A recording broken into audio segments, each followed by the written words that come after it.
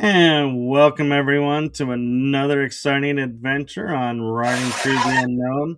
I'm your host, Michael, and I am happy to have this guest on, and we've been having great conversation getting ready. You guys are in for a huge treat. If you were able to watch the Summer Days conference on June 13th, you will recognize my guest, as she was a speaker at the conference. But the replay of that is available if you go to Gina Virginia Casella to get a hold of that link. She will help you out with that. But all that aside, we have some great conversation and some great information coming your way. So I'm going to turn it over to my awesome and amazing guest. And I give you all the one, the only gridwork awareness. I don't know even how many words to describe, but she is an overall experiencer of so much. Slavka The Natural Sentient. Hi, Michael. Thank you for having me. It's an honor to be on your channel. Thank you. Well, thank you for coming on and agreeing to be a guest. And for those who may be wondering what is a natural sentient and who is Slavka, could you give the audience a little bit of background to both of those? Yeah, so the natural sentient stands for a person. For me, that this name came to me as a download because I'm the natural lover and I love to connect with the nature and with its beings, with its guardians, the guardians of the places and wherever I go. So that's why the natural sentient. So as I mentioned, I do into the grid work where I go outside and I connect with the places where and I also help to cleanse space. My certain way, I also um, um, feel the energy. So I do the stuff related to like healing and energy healing, especially emotional healing, and many other stuff that maybe we can mention. So I'm like, I can say a transmuter as well, because I feel that all my life I'm transmuting the energies. So yeah, like that. And I do sometimes readings and whatever, psychic stuff. So yeah. That's amazing, and I feel like it is really needed on this planet right now with where we are. And I have a question for you that I'm not sure if you've ever been asked, because it's kind of something that I've been kind of partly guided to ask, and I kind of want to ask for my own curiosity, and that is doing grid work and healing the grid and accessing the grid. What was your aha moment to learning that you could do this, and what has been the impact on your life since doing this grid work, healing, and accessing it? But I'm also curious, along with the grid, do you consider the ley lines part of that grid? Yeah, yeah, because they convey the energy. So they are like the veins of the place we are, planet. And yeah, I always felt, that there is where when I came to some place that they like something is going on there, and it strengthened or it got enhanced eventually. And I think last few years I started to feel it more intense, and I had like mini reading with Dr. Amir Jahangiri that I really find amazing healer and guide, shaman, master. And uh, like he brought more clarity into the things for me to understand deeper, like why this grid work and why it's important. And it's just by being and holding the frequency and going to the places, and literally just put the intention, for cleansing and for activating the beings that are actually there and the crystals that are under. So that's being like part of the work as an earth keeper or earth custodian, to go into different places and to simply like connect with them, and just to feel if there is something trapped, or just to listen, just be there and feel that energy. No, that's amazing. And were you doing this as a child, or did this come in teenage years or adult life? And what led you to this path? Was there a moment where you sat there and was like, oh, this is what the world needs? I can do this, so I choose to do this. Yeah, as you said, there was some aha moment that came like with the last awakening, because during the life we have more awakenings, like push for awakening, to wake up. And so this was like the last one was in 2020. And so since that time I started to be more interested in this stuff. And what I do intuitively, because I listen to my inner wisdom, or to my soul where it's guiding me, and it's coming to me simply the places where to go. And I see it's basically mm, to anywhere. Most of the ancient sites usually, and also like churches, cathedrals, burial places. It's like even castles, different places. And many times I even feel, and not only in the public transport, I feel that there are trapped spirits. I learned eventually what it means, how it feels. I learned to recognize it if there is like trapped spirit that is actually asking for help. And lately, I had a wonderful reading with Dragorit, or it was a consultation to be precisely, and that was even that brought again more deeper understanding, like how it can be done as well. It's not only about the releasing, helping, to release that. put that intention, but it's also about offering healing. So it always uh, goes deeper and deeper. And I'm still learning. And I'm not saying I'm not guru in anything. I'm still learning, and I'm just listening my intuition and my inner wisdom.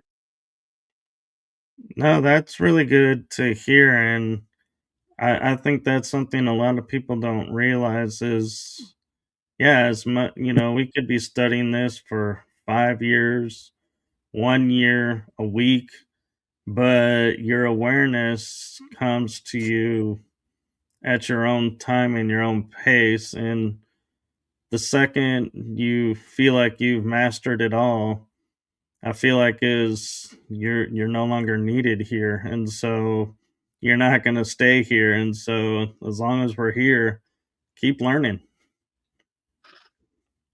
Well, I feel actually the opposite. Really? That I'm still, yes, I still haven't learned some lessons. So obviously I go through that spiral, and until I actually complete this, I will be here. And yeah, well, it sounds really good to hear. Like I'm no longer needed here. Well, uh, I think we are needed no matter what. But we have our lessons. We have, but this planet mm, still needs us. I mean, it would be really great to know that we are not coming back. Yes, some of us. I know that. Regarding myself, I still don't believe that I'm not coming back in another lifetime, because there is a lot of work in rewriting codes, in recreating the original like energetic lines. Here is a lot of work simply, and I'm I see myself that I'm still, yeah, learning in that path of learning and healing. So it's a lot of work to be done here. So I don't know, but it sounded really nice. No, I agree. And what I meant by, mastered everything and no longer being needed was I wasn't meaning, okay, we're checking out. It's more like mastered everything. I'm now a choice to stay or go. It's, I a new choice of a new calling of, am I going to continue being a way shower and stay here and continue, or do I trust what's been laid before me and everything, the legacy of what's there will continue, in which case I move on to the next level or the next part. That's what I was referring to. It wasn't meaning, oh Mhm. yeah, you're done, you're out. No, it's shifting what's going on, cuz I feel like, you and I, when we were talking before going live, we were like really in sync and everything in kind of our thought patterns and everything. And I don't find that very often where so much is in common and, being gravitated towards someone and not, and, then realizing that. And so I noticed like you have mysticism and you do healing and and I'm wondering if that awareness of yours is what's reaching out to the awareness of mine, and that's why we're like in sync on some things, and other things we're like, that's a good point, I got to think about that. Yeah, I think it's also a soul tribe, a similar or the same blueprint. You know, like the stuff that we came through, that we did. That is inside us. That mm, we like have a lot of things in common. So I call it like soul tribe or soul family. Yes, I agree. And I'm kind of curious what, because in reality, I know this sounds strange, but as we're growing up and we're learning all the things in front of us, what was it that made you sit there and go, you know, all of this that people are saying, which we would call like the norms of society, the mainstream, like the main religions and everything, going, this doesn't resonate with me. This isn't me. I need to go do this. And in which case, you kind of stepped into the mysticism. So, what was it like making that choice, and what impacts do you think that choice had on your life when you made it? That choice is coming from inside, and it's you. It's your authentic self. So when you make that decision, you know, to follow what you feel that is right for you, and to be that outcast, literally, let's put it that way, you are going back to yourself, or closer to yourself, who you really are in your core, in your essence, who you really are. Yeah, because I always felt like there is something wrong uh, where we live, the system itself, and all of these rules and limitations, and obey this, comply with this, restrictions. So yeah, it's in your inside you that you simply want freedom for the spirit, for you, for yourself, to do whatever feels good for you. Yeah, so I think that comes from inside, and it's the part of our blueprint, as we always been, who we really are. I agree. And it's kind of interesting because we were talking before going live, and we were talking about one thing, and you kept pointing out how that was like really key point, and I think you just kind of made that point, so I'm going to piggyback what we were talking about, and that was we live in a society to where everybody does something to help themselves and then turns to everybody else and says, now you have to do this because it worked for me, but they don't take in account their body is their body, everybody else's body is everybody else's body, and so what works for you may not work for them, and that's why some people succeed, some people fail, is because they're trying to be something they're not, and it doesn't work. You have to be authentic, like you said. And so I think that was a great way to bring that point back in and saying, to everybody, you have to be your authentic self. And if it doesn't match what society wants, well, that's society's problem, not yours. And so, what advice would you have for someone, that's growing up, in today's world where society is bombarding them by saying, you need to be this, you have to be this, you have to do this, and trying to destroy the authentic individual self? Yeah, because it's part of the programming and conditioning of the matrix when we grow up, and it first starts in our families.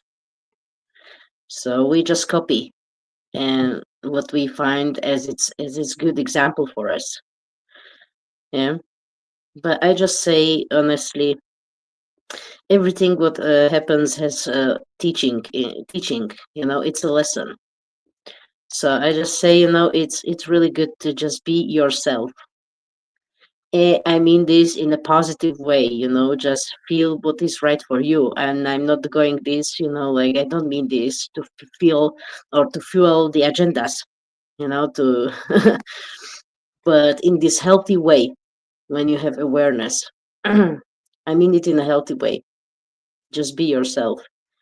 And it's okay. Everyone has the right to express their own opinion on you, but it's mostly about their projection, their internal setting, their inner world. So it's their thing. It's not our thing. A lot of people just project on us the stuff that actually they're their own. So don't take things personally. Yeah, because they're traumatized. Right. And So I say just, yeah, it's about observation and awareness. Just observe, and it's about really exploring what is it and how do you feel. It's about if it resonates or not. It's about that what makes me happy and what not. so I'm curious, as you were growing up and, experiencing life and everything, as you're becoming your authentic Slavka self, how, what was going on around you? Were people accepting of you being you, or did you have, some experiences of like being bullied or being, teased because you were not following the script, so to speak, and the agenda? Yeah, it happened to me that I was yeah, bullied as well and judged, and there was like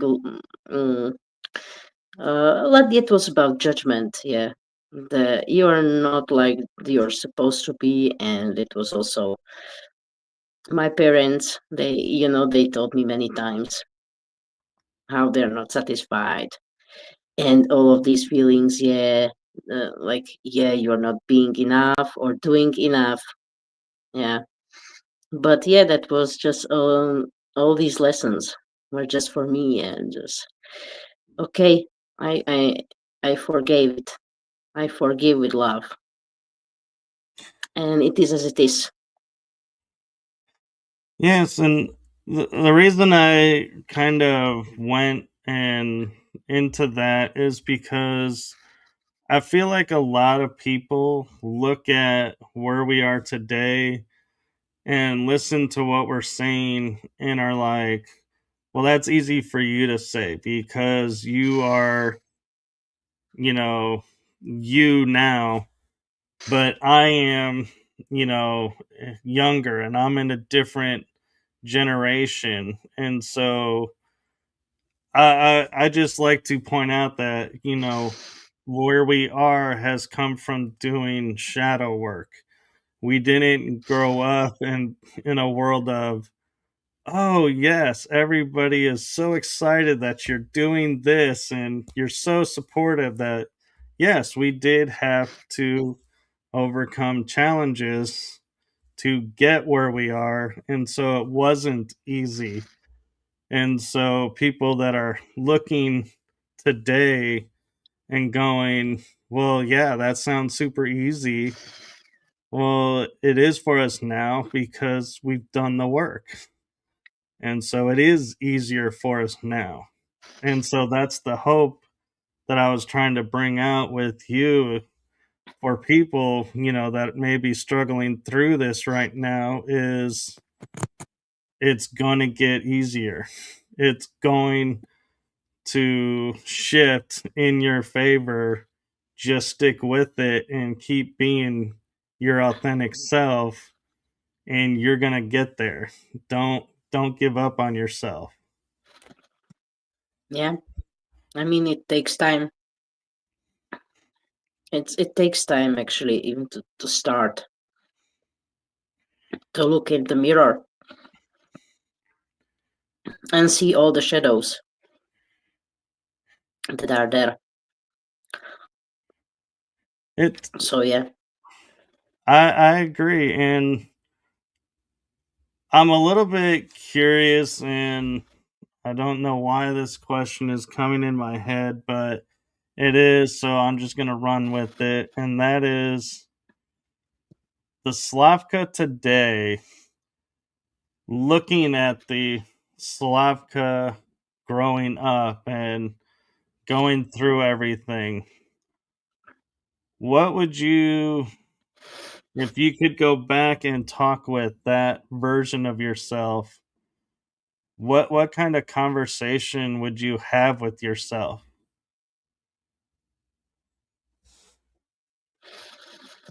Mm, well, first of all, I wouldn't have changed anything because I wouldn't be the person that I am today.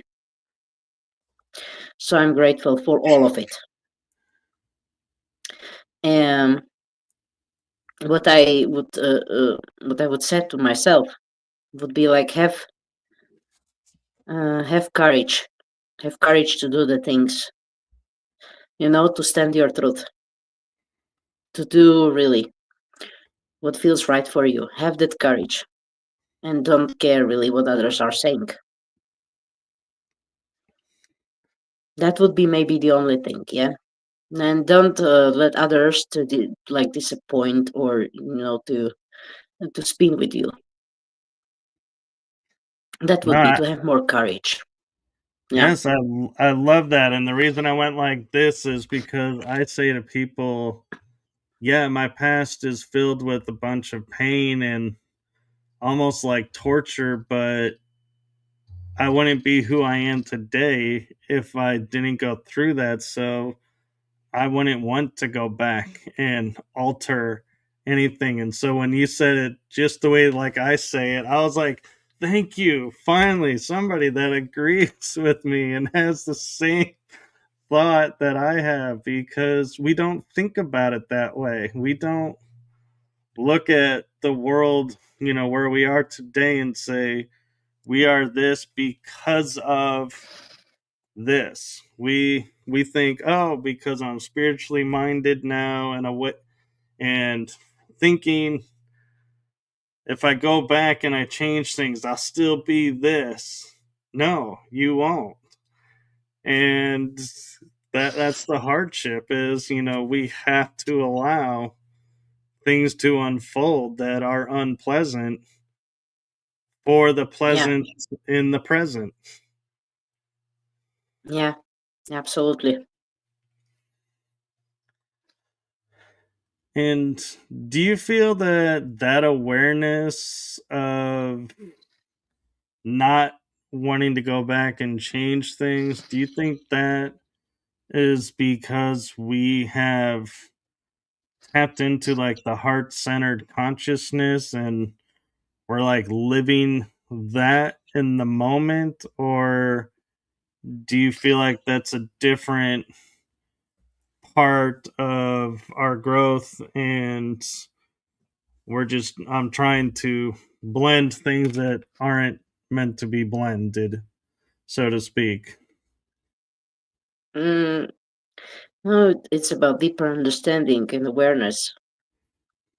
But again, it's great to have awareness. But if it stays as awareness and it's not being applied and living, to embody that awareness, then it's useless. That's why I'm saying I still have my lessons to be done, to be learned. Yeah, I'm on that journey still. It's lifetime journey. That's what I say, and that's all of these I mentioned in my presentation uh, in Summer Days Gymnast Conference, which was about learning self-love through the wisdom of wounds. Yeah, so it's about that awareness that I know what's going on. I'm able to identify um, situations and energy behind it, what triggers me so I can't respond differently. It's about responding, how I respond to what's going on, what's happening around. And it's about yeah, but it's about that level. It's about that consciousness. You're right. And you're right as well, because one of the things that I point out with people when, you know, we hear, the frustration of, when we're dealing with a pattern in our life and we do shadow work and the pattern still shows up. We do shadow work and the pattern still shows up. It's like eventually we start getting the mindset none of this is working. So why continue? And I had the aha moment of one day looking at, yes, the situation is reoccurring, but the way I'm responding and the way I'm aware of the situation arising has changed. It's like I'm Mm-hmm. aware sooner what's going on. And I'm Yes. aware different choices to make in the response sooner. And so I point out to people, yes, the situation may be repetitive and ongoing shadow work, but look at the win of if it took you 3 days to realize, oh, I took this on, and that's something somebody said, and I need to shake this off. And when that happens again from somebody else, but instead of 3 days, now you did it in 2 days. Hey, you have now made awareness leap from 3 days. You cut a day out of it. So you became aware sooner. That's a win. And your Yes. response, can be changed. And so that's what I point out to people is it's not just, changing the situation. It's the response and the awareness around it that's also changing. And so, thank you for pointing that out and bringing that up because I think a lot of people don't look at that. Thank you for asking and bringing that up as well. Yes, Great and questions. well, thank you. I can't take all the credit for them. I have a good team that's helping me with channeling them through. So as long as they're awake. It's awesome. I love it. You mentioned having like multi-dimensional insight, and that is something that's kind of fairly new, I think, for people to think about, where we are taking ourselves from being a 3D version of ourselves here on this earth, reacting with other earth beings, to now going, wait, I am a 3D earth being, but I'm not just existing on the earth plane, I'm existing in other dimensions. So, how did that insight unfold for you? Like, what was that moment where you were like, "Wow, I'm not Slavka, the human on Earth. I am Slavka, a multi-dimensional, multi-existing person or being." Yeah, when we see everything from the perspective that everything is like energy, frequency, and vibration, then obviously it sounds completely brings different perspectives. Like yes, we don't exist only in this reality, but also in another realities, in another versions of us. So it's not only soul, but over soul and stuff like that.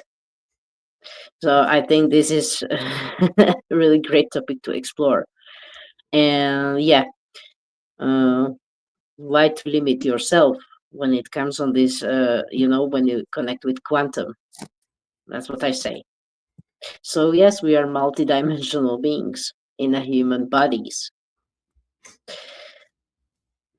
Yeah, Whatever, we are very powerful. Realize that. we Yeah. are, and I'm curious when you first like looked at like the quantum level and seeing yourself and the infinite, Slavka, energy that's out there. Was that experience like, you know, humbling and you were like, wow, that's really cool? Or were you one of those that was like, oh my God, this is like more than I could handle, and it took you a while to come to terms and be like, okay, I'm okay with this. I understand this now, and I'm not overwhelmed by this quantum concept and multidimensional concept, and I'm at peace with it and I'm ready to go forward.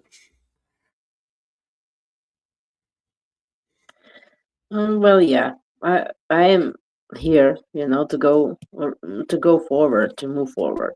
Whatever is that, because there is the purpose, there is a mission, there is like some higher aim that is in play, which exists only this human 3D stuff. And honestly, yes, I will be very honest. So since I came here, I didn't feel like it's comfortable here. Not because of being in human body, but because of the environment, the system itself. So, um, of course, I knew that there is something more. I knew that there is a lot of things. There are certain superpowers and gifts that we have. And eventually, okay, um, I'm still on that way, to anchor myself and not to try to escape away, like out of this reality, just because of that. So yeah, there are levels of perception, and there's layers and layers of understanding. So I'm not saying anything is good. I try to keep my neutrality. Yeah. However, it's not easy because, as I see, there's a lot of injustice happening and a lot of breaching of free will, and a lot of these experiments that are going on, which this is all what is going on here on Earth, and so it went out of control. So this is like a lab here, experimental lab. So it's yes, it takes some time to get in peace with everything and not to be in rage. Yeah, so it's like a inner battle where one part of you is that healer and wise master, and another is that fighter warrior, that outcast, that is really like, oh, I don't like this. So this was part, and this is still part of me. Yeah, sort of like being in between the worlds. Yeah, like now we are in this transition point. Yeah, in between two worlds, like all is crumbling like down, and you see what's going on, and the new is still okay. We energetically okay, but there is still like to be built a lot of stuff and to be created. So like being in between in this inner conflict, like how to respond, if to respond with peace and love and to share love, or to respond like, oh yeah, and with anger and shoot the arrow and start fighting. No, you're absolutely right, and I totally agree. And you raised a good point of, a lot of people are preaching free will, but I notice sitting back and like watching that everyone that's, and when I say everyone, I mean everyone that I have personally seen or experienced that's preaching free will has no actual concept of free will, because their version of free will is conditionally based on you doing what they project out and say, this is how you get free will. This is what you have to do.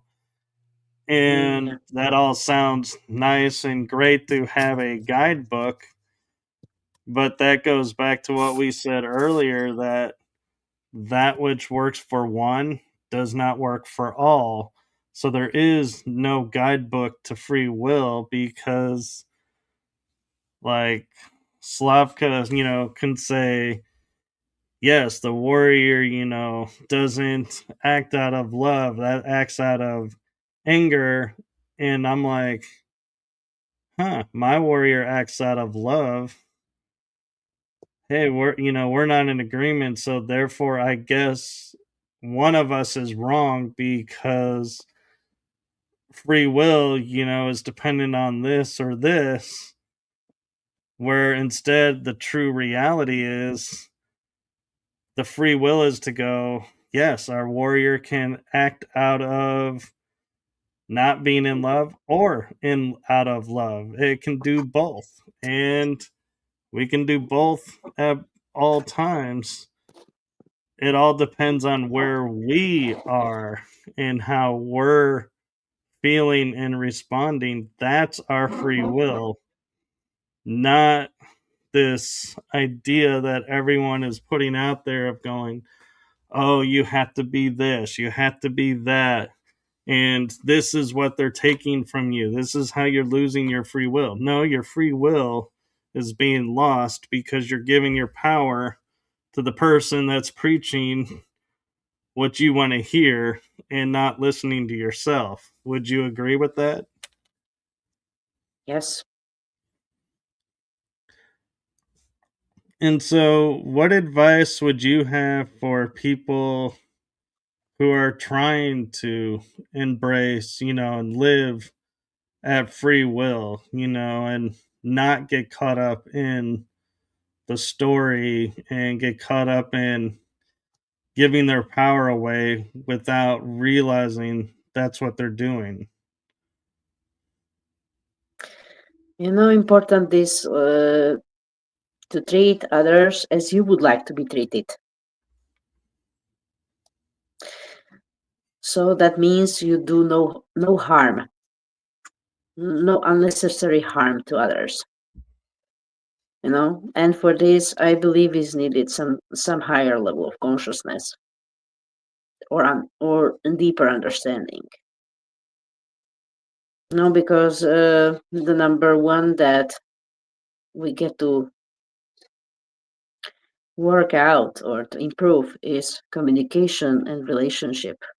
First of all, relationship with self, how I see myself, and then how I see others. So it's all about relationships, and we are learning about ourselves through the relationships.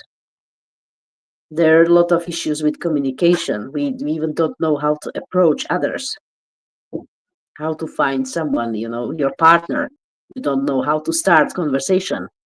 So there are some certain issues, just with basic communication. Yeah. And so the relationships between people, that's, I think, to be more compassionate or to have more empathy. But first of all, it's with self, because everything is a projection around me. This is a mirror world. So we were just our other versions. You are my other version. So that's what I see. I mean, I just say that one thing: treat others as you would like to be treated. Yes, I love that. And talking about relationships, I always find it interesting when I, through experience, have witnessed like there's like three types of relationships. There's the one where they're both in alignment and they're both seeking the same thing, so they're both helping each other grow, and there's that type of relationship. Then there's the, well, this person is growing while this person's staying stagnant and just says, you go do what you want to do, you go do your thing, I'm okay being here. And then there's the other type of relationship where they're like, oh, I'm trying, to grow because now I realize this is not working. And the other partner is like, I don't understand why it's not working now for you. It's been working for all these years. And we have a family. And they're like, yes, for the sake of the kids, we're going to, be miserable and we'll just wait until they grow up to a certain age and then we'll live our happier lives. And I know in my heart, all three of those are okay and are good in their, because it's what they are looking at and they're not mine to try and quote fix. But how would you look at those scenarios and be like, you need to do what's really guiding, what's really calling to you and honor yourself and not Mm-hmm. sacrifice yourself. So, how would you approach that? Well, mm, I agree what you said because eventually um, it will escalate. Eventually, there will be issues more and more. And because if someone is doing the work, the inner work and healing, and other one is not, then you will start to feel that you know that you're going far away from each other, and eventually it will come that day, yeah, that you will choose yourself over the other one, and you stop self sabotaging. I know it's not easy when you have family with kids. It's not easy at all, and especially when there are challenges, you know, with finances and how to feed and how to make living. So I know this is not really easy situation, but I'm just saying that's why what is going on these last years.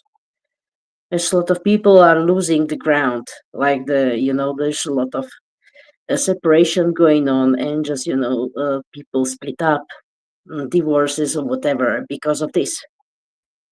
There's just simply so much that frequency gap between people. You know, when you feel that, it's like you can keep going like this, but it has a lot of emotional pain and suffering in it, which I understand. Yeah, for the sake of the kids, for the sake of whatever, to keep the family together. I know this is like really a mission.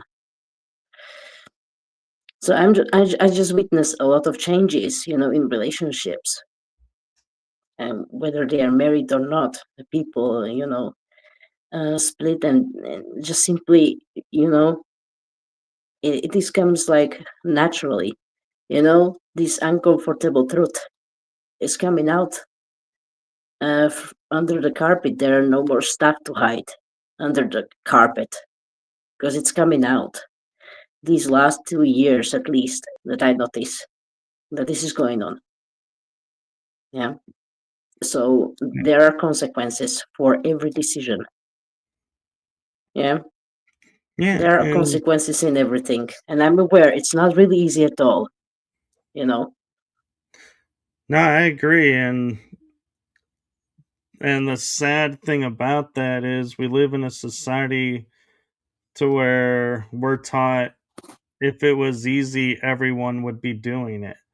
And so it's like we are trained Yeah. to tell ourselves if we make it more complicated and harder for ourselves, it's more rewarding. And that's a program that is not necessarily true in all aspects of our lives.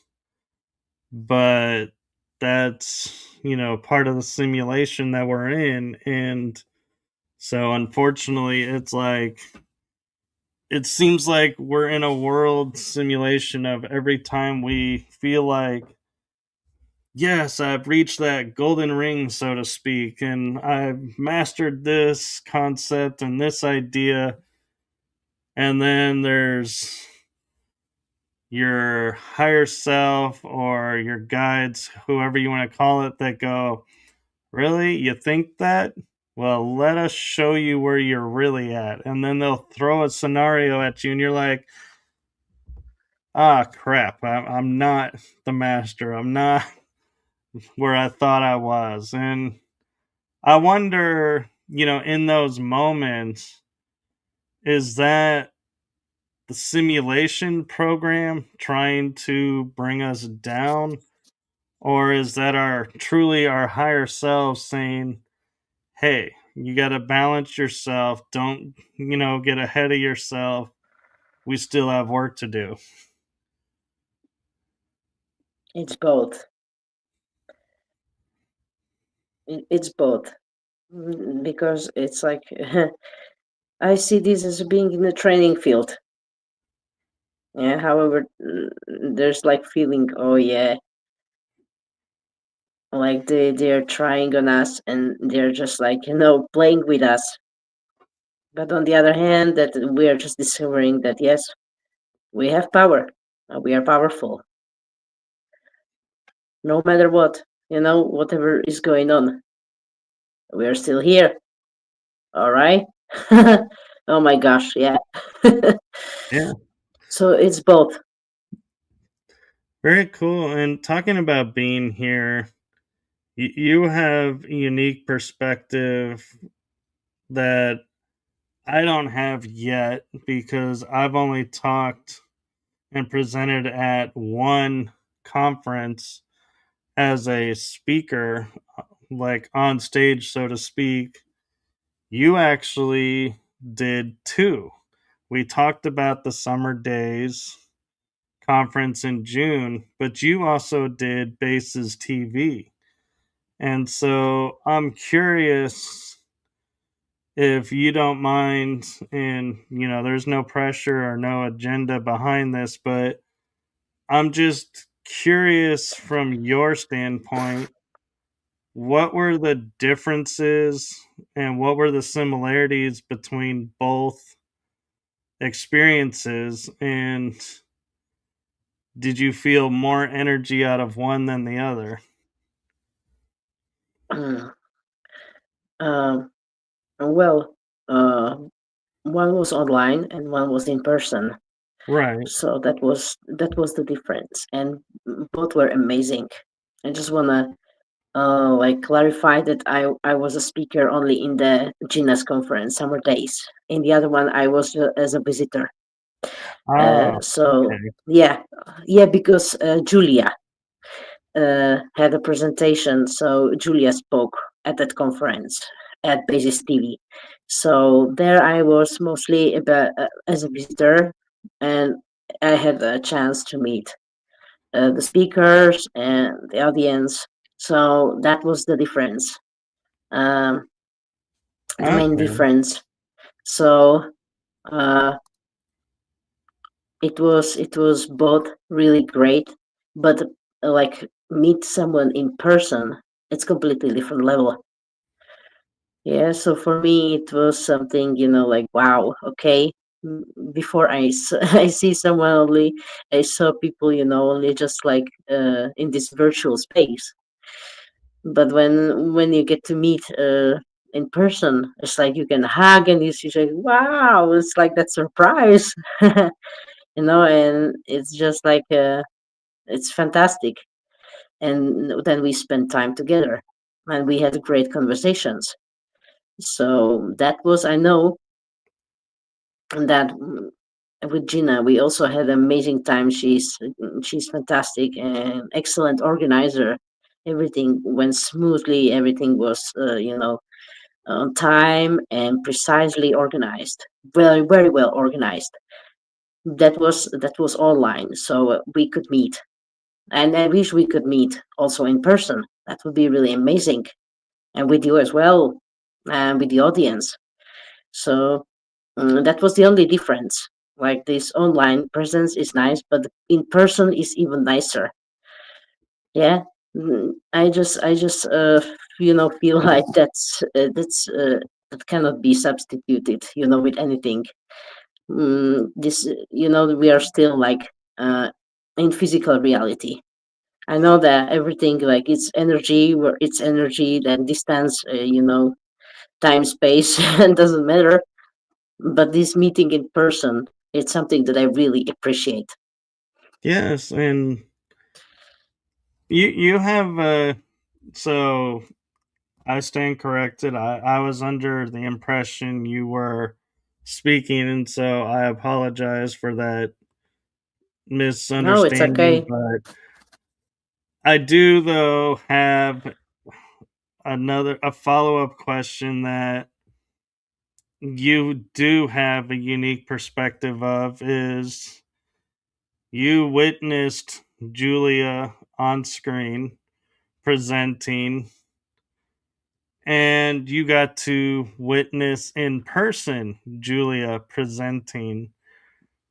And so I'm curious your thoughts between both, because I understand it was the same presentation, but one was a little bit more in depth because there was more time.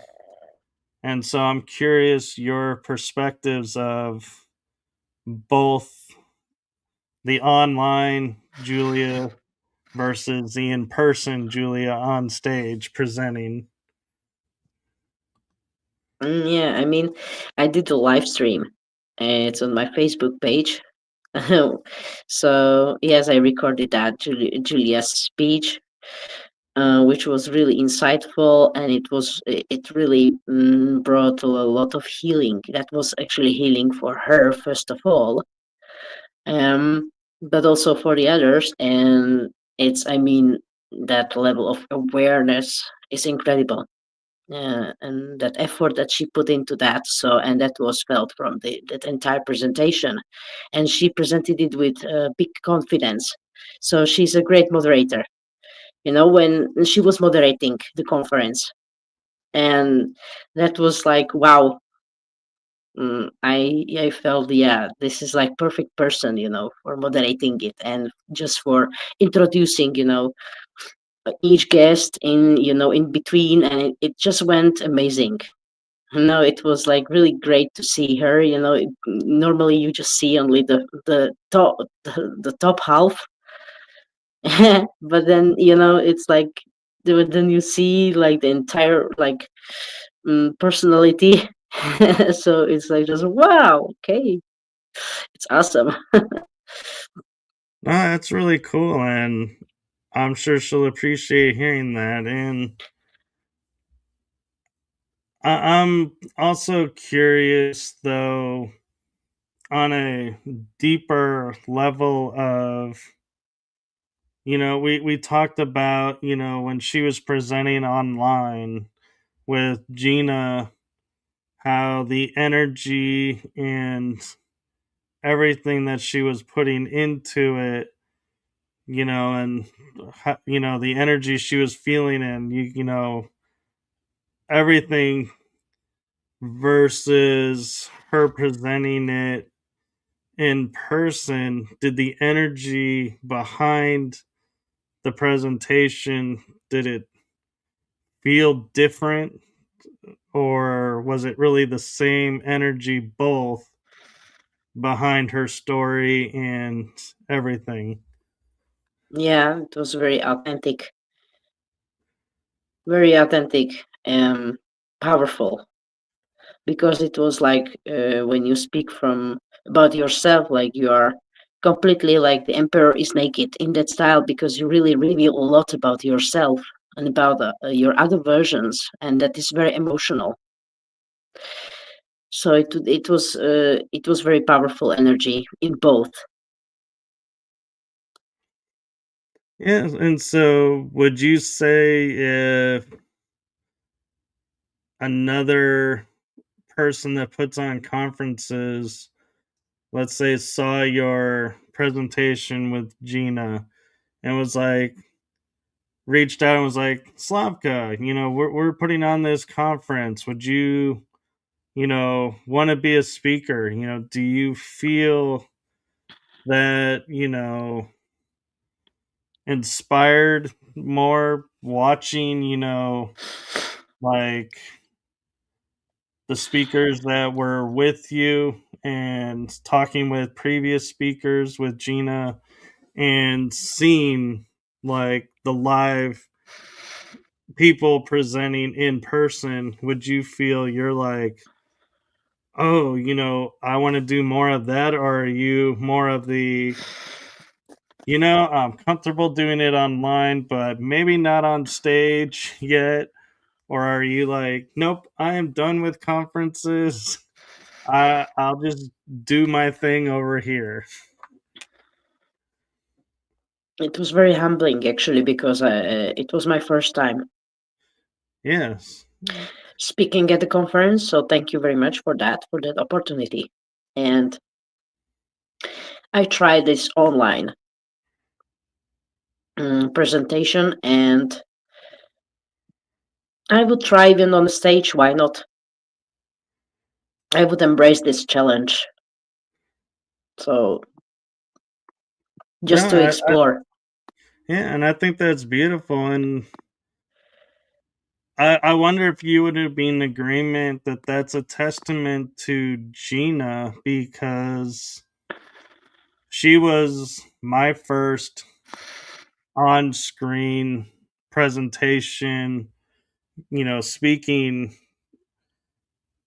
on conference. And then I came in and helped moderate your first and kind of helped in the background as much as I could. And I'm going to be speaking at a conference in August with a friend of mine. And so I'm wondering, would you be in agreement of saying that's a testament to kind of nodding our hat to saying thank you, Gina, for providing us our first opportunity, and look at what you helped launch us into. Here we go. Well, absolutely. That really, I love that she asked you, actually, and she considered, that she invited you to be a speaker. So yeah, congratulations. Yes, thank you. And Because you have a lot to share. I know, and it's amazing how much you can fit in, but it's also amazing how much you have to leave out in a 35-minute presentation. Yeah, yeah. I mean, 35 minutes can be short and can be long as well. That depends. But yeah, it's not easy to squeeze uh, information in 35 minutes. Well, especially it depends what you would like to share, and it's really a lot. So yeah, it can be a challenge. That's why, for example, I asked Gina for assistance to help me, to just to to guide me through, to narrow it down and to make an order, like what can like, and to make it more like, to find the proper words and to just bring more order. So yeah, that was my case. Yes, and I love that she did that, and she kind of helped me out too, because I had never done like video to presentation. And so I was like, I finally figured it out, and with her help, and turned it in. And then before she downloaded it, changed it so that it would be ready for me. And he messaged me and said, there's no video. And I was like, what?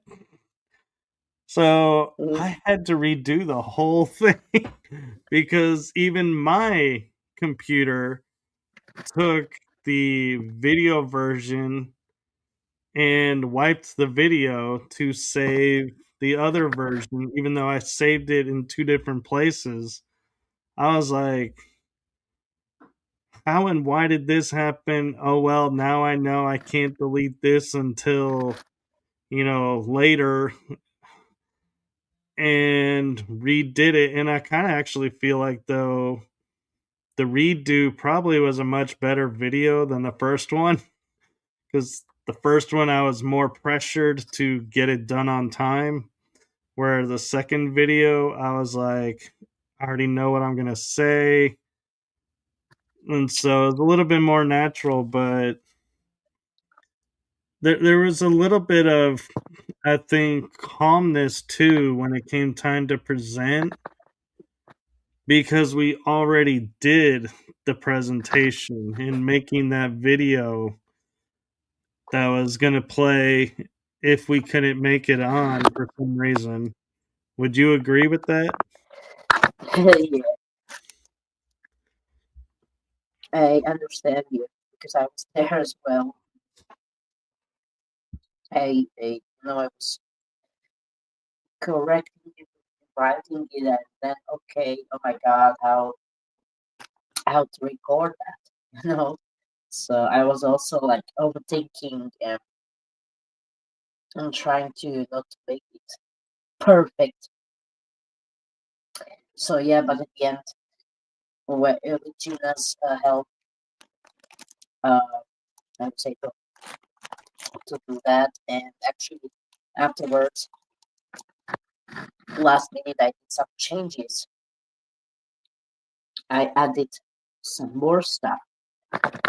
So I'm glad actually that the way how I did it because it was a lot.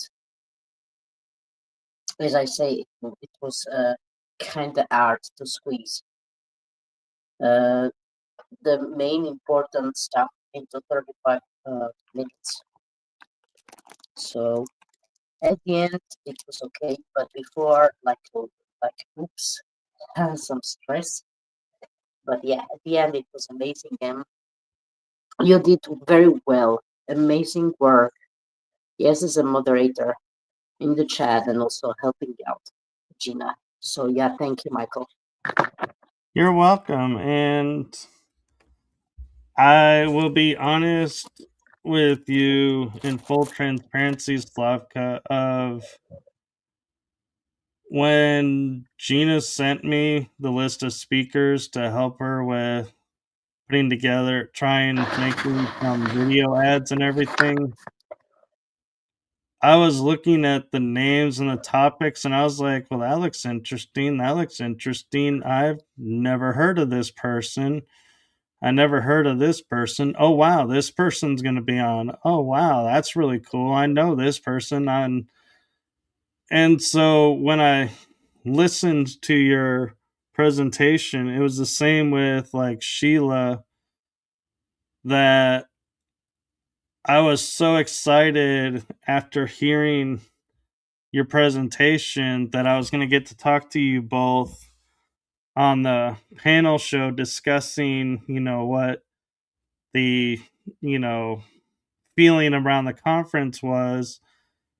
But then I was also excited to have you on like today doing an episode because hearing what you were talking about and hearing everything that you were presenting, I was like, man, that is an amazing story. And I want to help get that story out because I think other people can benefit from that.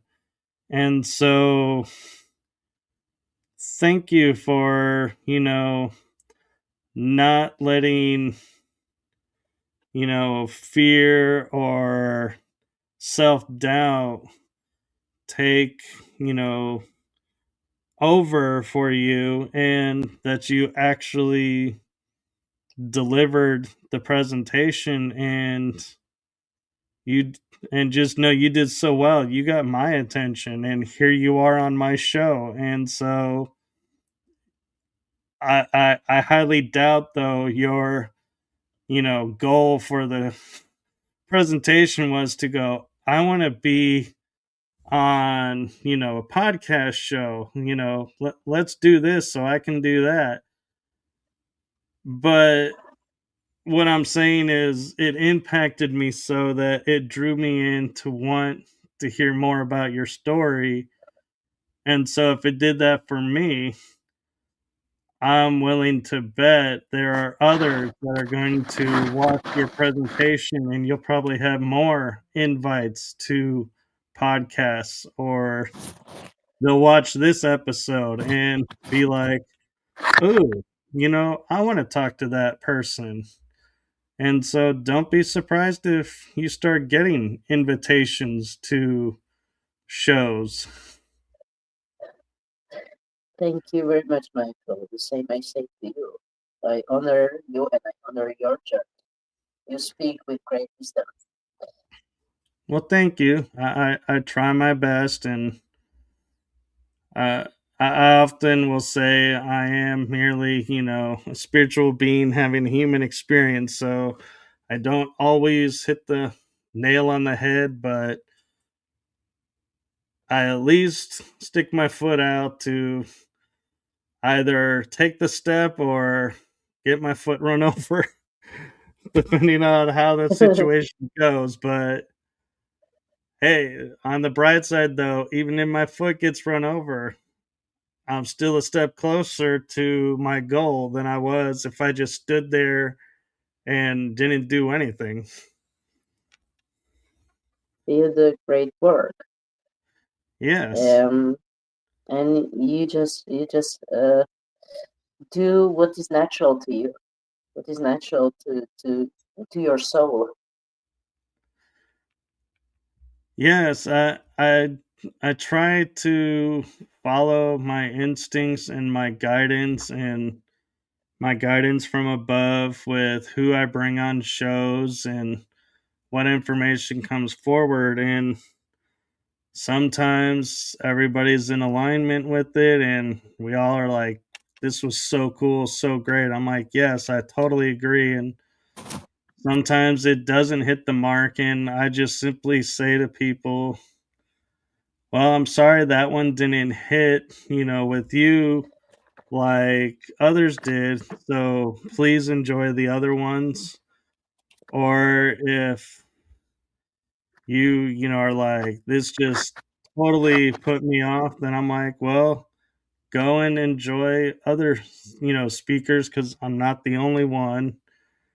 And people are a little surprised that I will say that, because as a podcast host, my existence, so to speak, as a podcaster, I need viewers.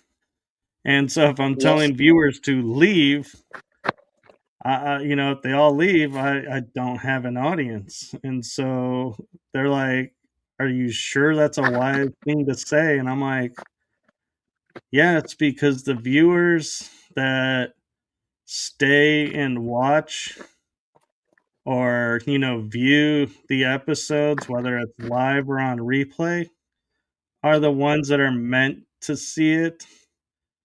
And yes, so that's the audience I rather would have, are the ones that want to see it and are drawn to see it, than having, say, 100,000 viewers every episode live because I'm giving them what they want. I'm like, no, I'm going to deliver what I'm guided to deliver, and it's going to go to who it's divinely guided to go to. And I just have to trust in that. And it's hard, and I'm sure you're the same way because you're a host as well, that it's hard sometimes to sit there and go, I could easily get numbers by doing this and this, but That's not what I'm about. And to stay true to your authentic goal for your show. Yes, keep going because there's a lot of content creators out there that actually literally speak about that.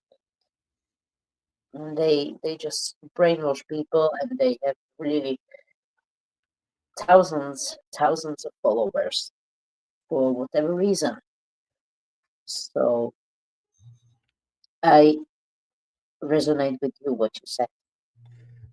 Yes, and Yeah, I'm grateful for my audience, and I'm great, and I do my best to acknowledge the viewers every chance that I get, and I encourage people, if you watch this show and you see me in public, feel free to say hello and you know share with me your thoughts on what you're thinking, because I'm not one of those kind of hosts that's like, I don't want public approaching me and I don't want all the attention. It's like, I'm not doing it for attention, but as much as I acknowledge you, it's nice to be acknowledged back. And so that's all I'm going to say about that. And I'm going to offer you, Slavka, an opportunity to share about your podcast channel and your show channel and what it's about and your goals for that. thank you very much. So I'm the host of the typical skeptic podcast. No, of the Natural Sentient podcast. Yeah, Yes, that that's one. correct. Yeah, and that was so, you know, such a mistake, but yeah, it's a similar name.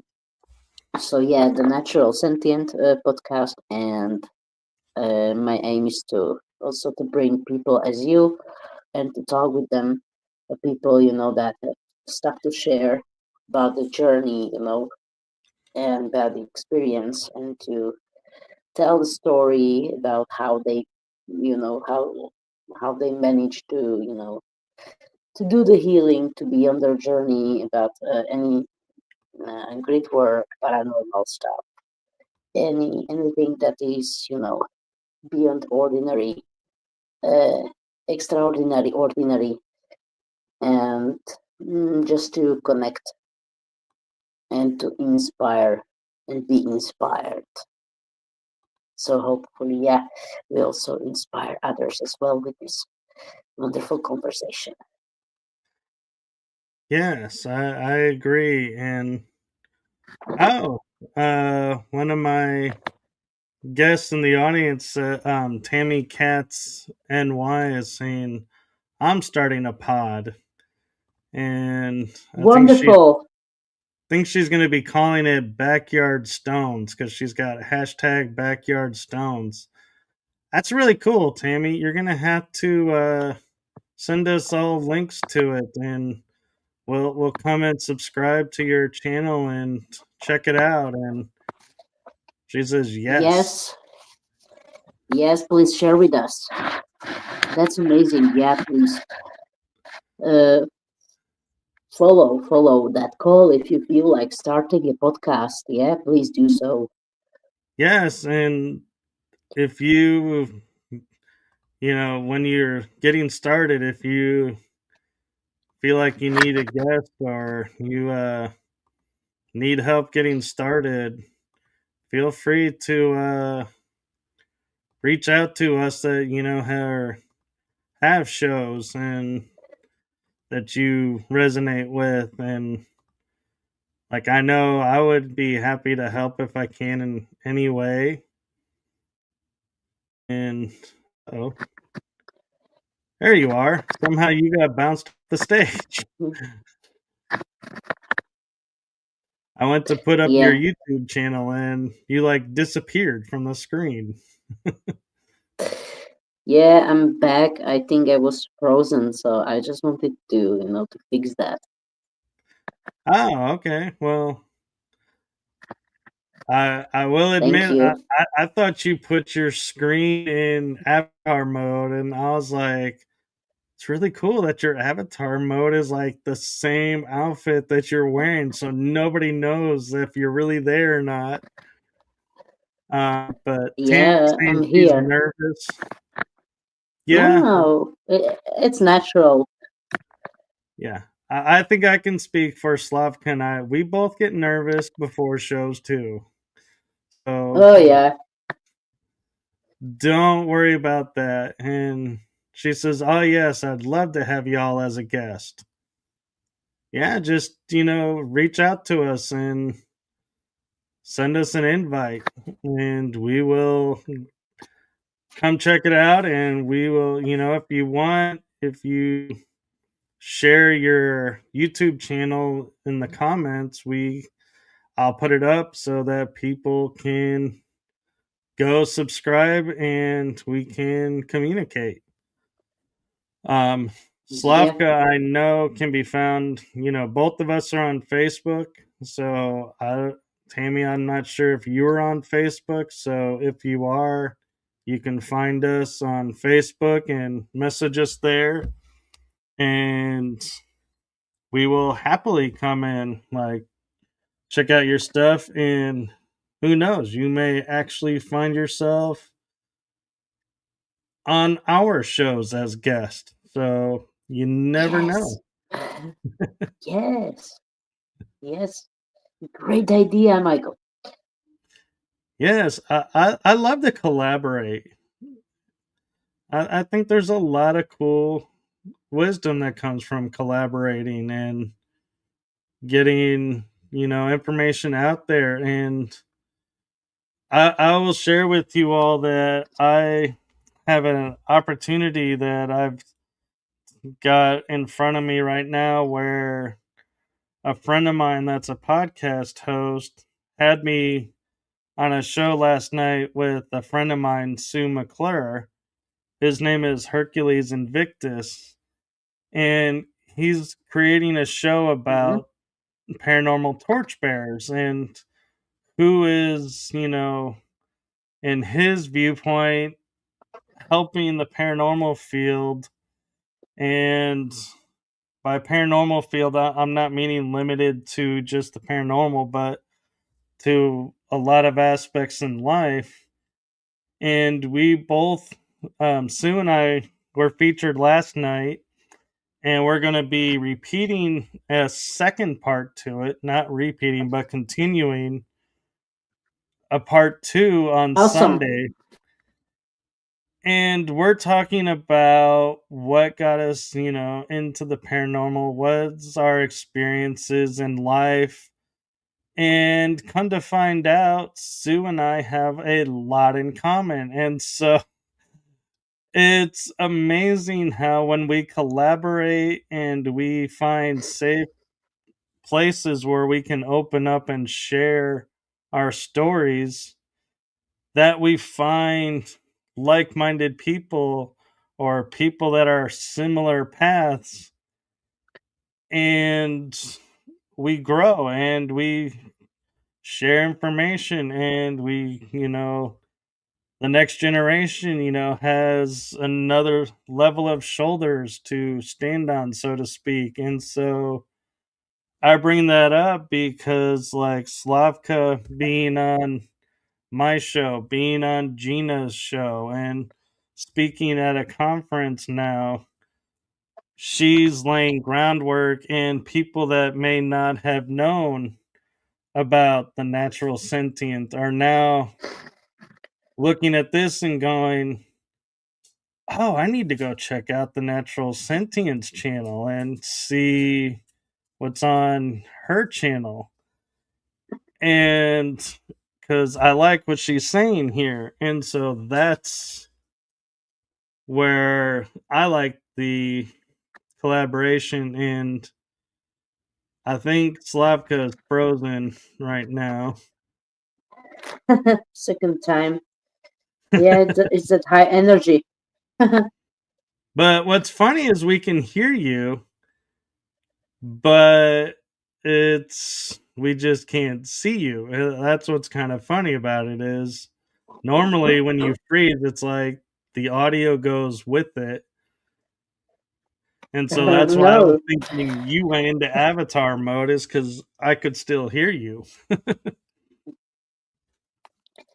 yeah. Well, it's funny anyway. But yes, I'm still here, and I just really, I feel grateful to be like on your show Well, I'm because you grateful to really you bring up fantastic topics and well, thank fantastic you. people, of course. Yes, I have a great audience, and I share my audience with other shows, and I'm just grateful. And Tammy and Source Approved 144 are commenting. I've just subscribed or just subbed. So thank you for that. And Thank you, thank you. we You're greatly amazing. appreciate everybody. And we would not be where we are with our shows without our audience. And so that's one Yes, thing. No matter how far I go with the shows, I will always remember and be true to myself because that's what brought the audience in the first place. And that's what the audience loved about my shows. And so, as much as, I may change networks and everything, I will always remember you all and always do my best to not change the way episodes are accessible so you all can continue to enjoy. And yes, Tammy, I do my best to stay humble, and I know Slavka does as well.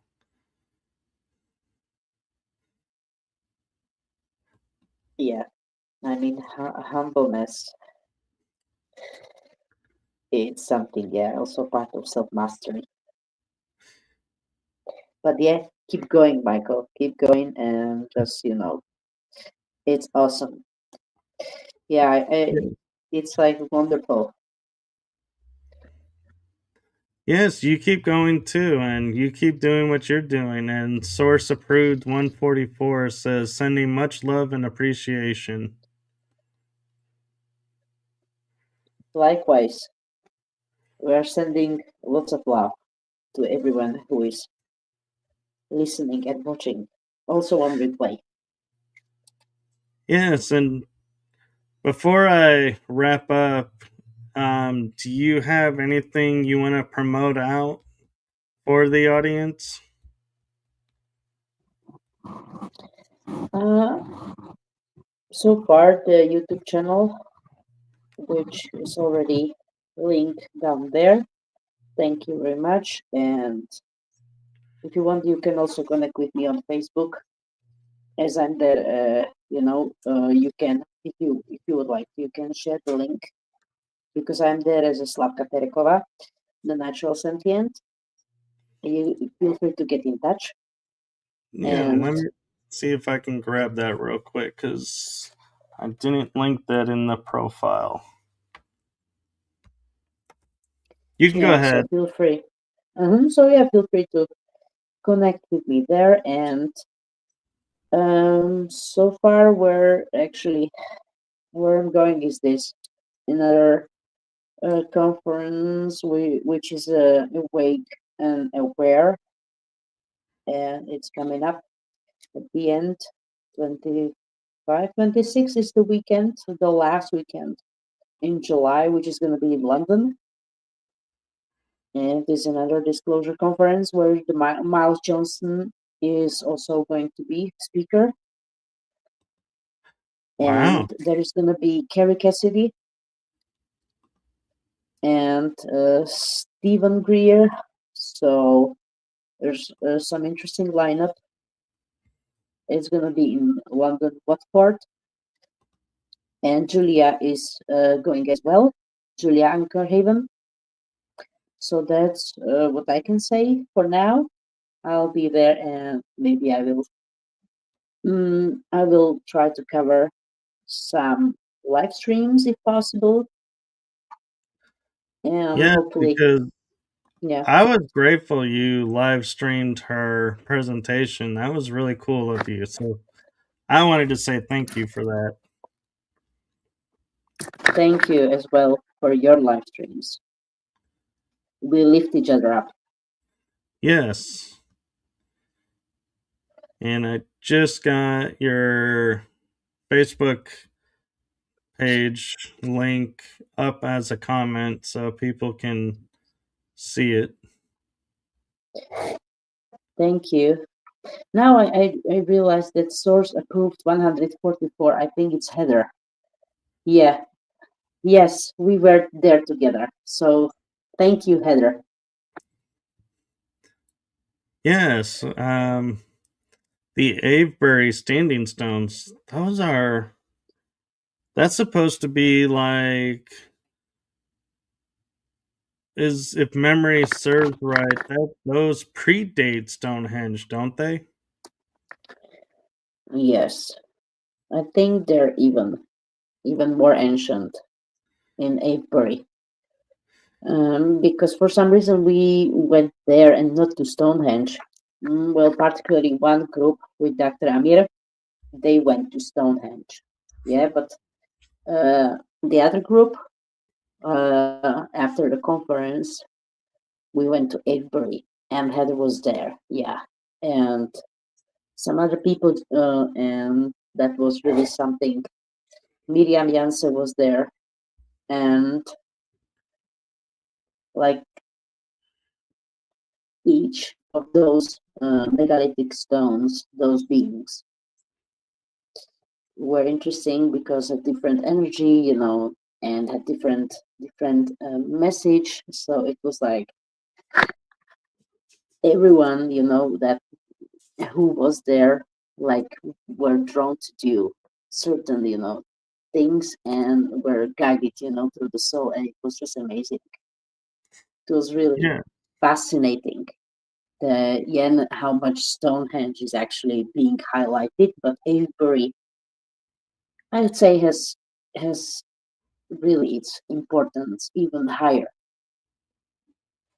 But I'm not underestimating. It was just my choice was Avebury, and it was really something that I would love to return there again. And I had the chance to see it from above in a small airplane because I had a wonderful trip um, with Matthew Williams, who was a speaker, yeah, at the Basis TV conference, and and me and Selina Steenberg, that she also was a speaker. We had a chance to have a flight over the Wiltshire, and she had the chance. She had a longer flight, so she saw some crop circles, and we saw also Avebury.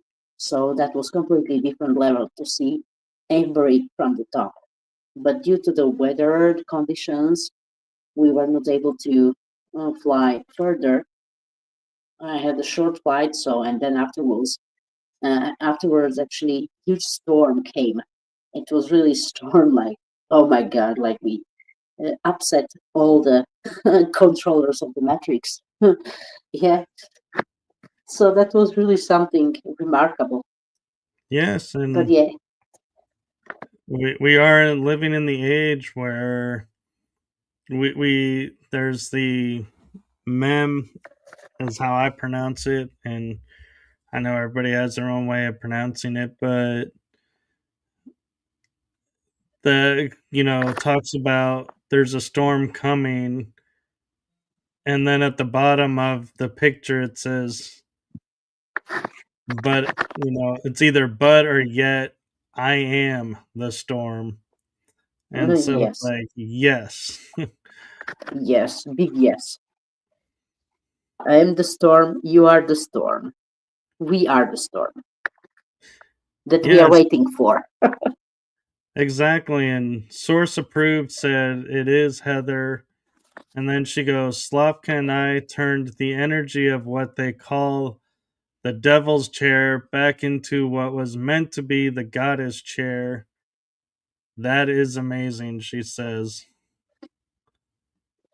Yes, yes, great, excellent work has been done at that conference and after the conference as well. And it's interesting, that you sat in the devil's chair in England. I have sat in the devil's chair in southern France. And to me, it's just interesting that they have these sites around the world and that they're called the devil's chair. To Mm-hmm. me, that sounds so interesting that that's the verbiage that they give to it and that there's more than one. It's interesting. I didn't. I never heard that actually, but yeah, it's actually spot on in some way. Yeah. And Julia popped in to say hello and she says, "Where's the devil's chair?" Hi, Julia. Is the Well, devil's chair in Avesbury or is it near there? I think yeah, she refers to certain, let's say, places in in there, up there, so to speak. It can be also metaphorical, but I get what you want to say. Yes, I think she's trying to figure out where the one you went to was so she could go check it out. Mm, well, yeah, I mean, we went to some mission with Miles, and it was after the conference because we stayed a few days more, and we were like group, like a bunch of people, Yeah, and yeah, he took us to the field, and I just mentioned that yes, it was something that I could witness the place with where the things going on with some paranormal activity, extraterrestrial. It was in the field, and there I felt the energy shield, as you enter the bubble, but I felt how we were leaving the bubble because energy shifted completely. So I felt that energy shift leaving from that place. that's beautiful. So yes, um, and more symbology, like when the tree is pointing somewhere or statue, as in the movie Angels and Demons, Yes. where they use the symbology when they're building up the places, so they pointing certain directions, like okay, something is there, so follow the path, follow the sign. It was really something, that I wow, and I felt like there is something I felt like exploring and feeling that on myself, and I knew that it's right. I trust what I feel. Yes, and Anchor Haven, um, or Julia commented that you and shared again that you're coming to the Awake and Aware conference soon. And Heather said probably was originally was the goddess chair in France. The devil's chair in Avebury is the stone you sat in on that huge Okay, stone. okay. So that was actually, yeah, those two huge stones were portals. Those were like guardians. Yes, one of them had a place to sit in. Like it was really literally chair. in that stone. So yeah, thank you for clarifying, for clarification, Heather. Now I understand. Yeah, I didn't know that it's that this is the name of it, but yeah, I enjoyed it. Oh yeah. Yeah. She says it'll make more sense when I send you the photo and you can check it out. Oh, so there's Okay, photographic perfect. proof that Slavka sat in the devil's chair. Yes, yes, there is a proof. It was actually a few minutes before I had to go and leave to the airport. So yeah, it was just for a few hours in Avebury, mm, but it was really powerful. And there's like that place has a lot into that, because when you're there, as anywhere else, you feel guided to do to go to a specific stone or specific place and just connect or do meditation or whatever. Just sit and close the eyes and just be. Yes, I agree. And Heather commented there is well known stories about it. So we'll definitely hear more about it. And I know of a few things in Avebury, so I'll have to see if that is in my notes about that area. And if not, I'll be adding it because the one thing that was interesting about the devil's chair or goddess chair that I sat in France was there was a stone carving of, if memory serves right, of geometric shape carved in the very back of the backrest of the chair. And so it's like you would have to get up and walk around the chair to see it on the back, in other words. And so that was kind of interesting that there was that on the carved into it. And Heather says they've done many rituals on it. Yeah. And Jay Skyrunner said to say hello, Slavka. Hi, Jay. Great to see you. Yeah, most likely they did some rituals on that. Yes. Well, we are actually, I just looked at the time and I'm like, wow, we're at like an hour and 42 minutes. Yeah, well, if you would like to, we can actually uh, finish, because I don't know, like this is we could go on and on. Yes, I know. I'm enjoying it. And I'm like, I know you have things you got to do too. And so I try to be respectful of that. And so we can always do another episode.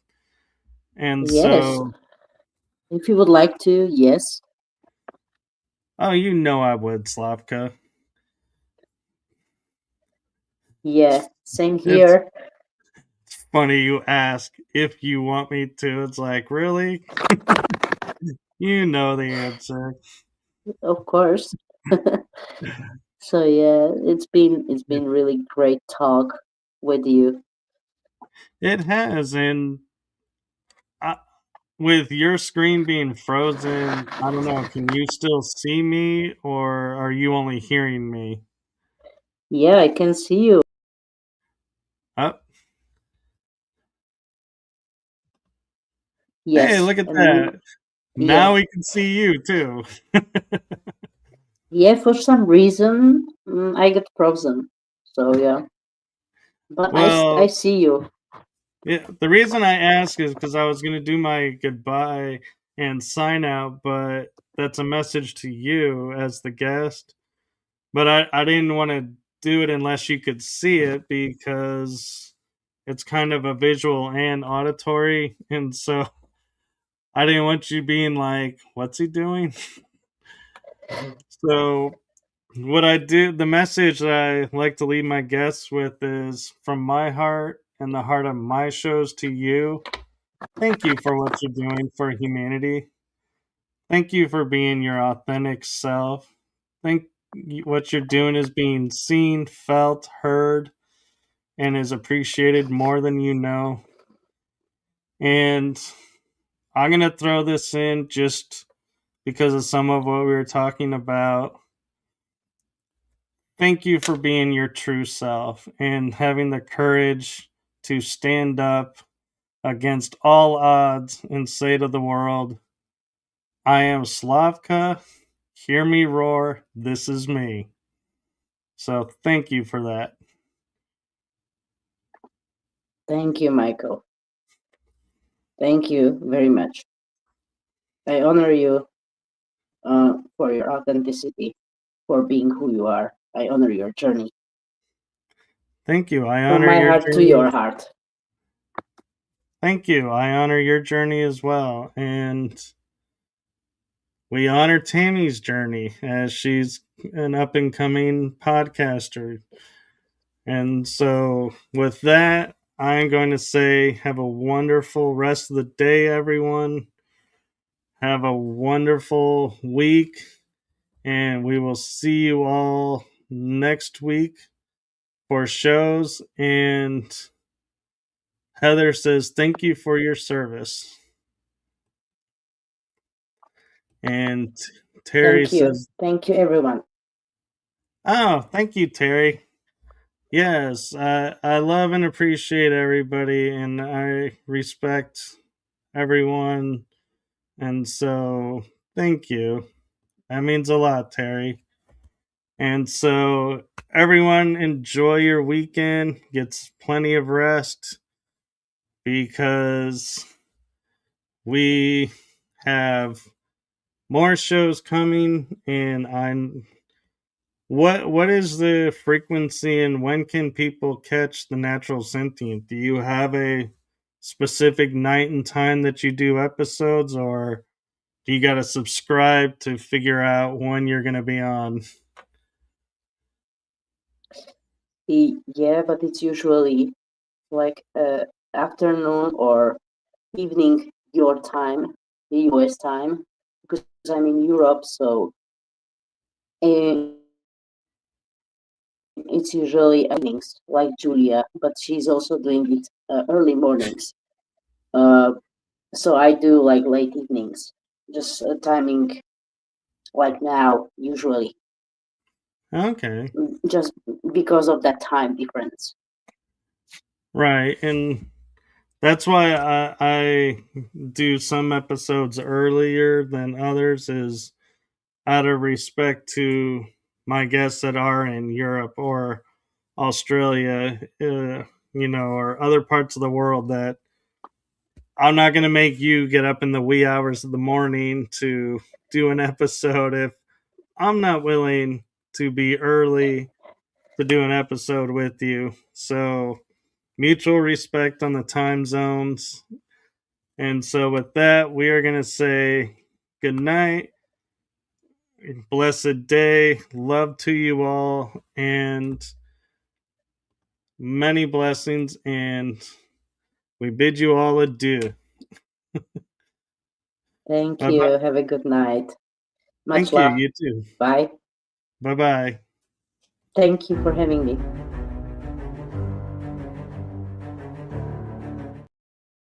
Well, the outro didn't want to start, so I will say I apologize, Slavka. I didn't mean to cut you off, but you're welcome and thank you for coming on. It was an honor and a blessing having you on. Thank you. Same here. Much love. Much love, and now we'll see if the outro will work. Maybe it didn't because we needed to have that. Here we go.